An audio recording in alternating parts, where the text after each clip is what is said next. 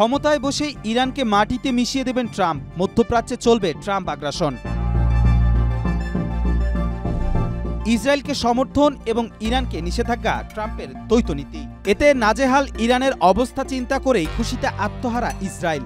প্রথমবার শাসনামলে ট্রাম্পের নীতি দ্বিতীয়বারেও বেশ পরিলক্ষিত, আর এতে ধারণা করা হচ্ছে আবারও মধ্যপ্রাচ্যে চলবে ট্রাম্প আগ্রাসন, যাতে সবচেয়ে বেশি মাসুল গুনতে হবে ইরানকে। আর মাত্র ৩ দিন যুক্তরাষ্ট্রের ৪৭তম প্রেসিডেন্ট হিসেবে আনুষ্ঠানিকভাবে দায়িত্ব গ্রহণ করতে যাচ্ছেন ডোনাল্ড ট্রাম্প। রিপাবলিকান এই নেতার দ্বিতীয় দফায় ক্ষমতা গ্রহণের আগে বিভিন্ন মহলে আলোচনায় তার মধ্যপ্রাচ্য নীতি। কেমন হতে যাচ্ছে ডোনাল্ড ট্রাম্পের মধ্যপ্রাচ্য নীতি? গাজা যুদ্ধ থামলেও যুদ্ধ পরবর্তী শাসন ব্যবস্থা কেমন হবে? এসব নিয়ে চলছে জোর আলোচনা। ২০১৬ সালে প্রথম মেয়াদে যুক্তরাষ্ট্রের প্রেসিডেন্ট হিসেবে দায়িত্ব নেয়ার পর নিজেকে ঘোষণা দিয়েছিলেন সবচেয়ে বড় ইসরায়েলপন্থী প্রেসিডেন্ট হিসেবে। তেল আবিবের পক্ষে নিয়েছেন বিভিন্ন সিদ্ধান্ত, পরোয়া করেননি কোনো বিতর্ক বা সমালোচনা। ট্রাম্পের প্রথম মেয়াদেই পশ্চিম তীরে দখলদার রেকর্ড গড়েছে ইসরায়েল প্রশাসন।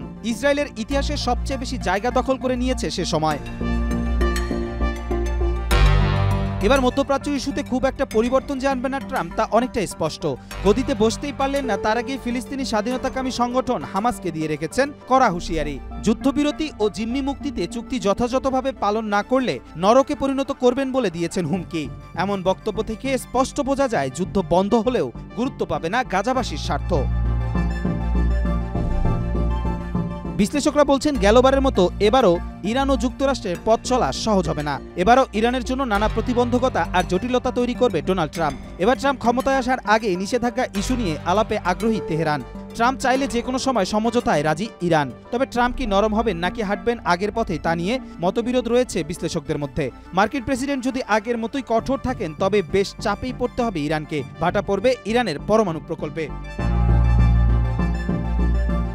কবির চৌধুরী, জয়, মাই টিভি।